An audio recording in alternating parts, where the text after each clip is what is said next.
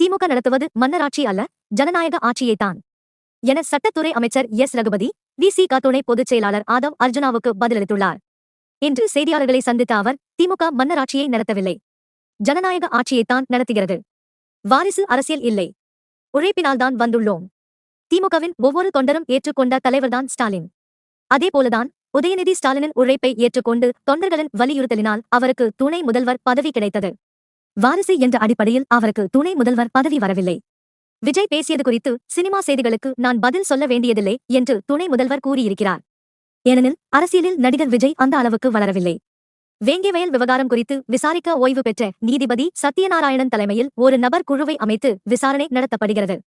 DNA பரிசோதனையும் நடத்தப்பட்டுள்ளது. கூட்டணியை விமர்சிக்கும் வகையில் விசிக ஆதவ் அர்ஜுனா பேசியது தொடர்பாக விசிகவில் இருந்து அவரை நீக்குவதெல்லாம் அந்த கட்சியின் உள் விவகாரம். முல்லை பெரியாறு அணையை தமிழக பொறியாளர்கள் பராமரித்து வருகின்றனர் என்றார் அமைச்சர் ரகு.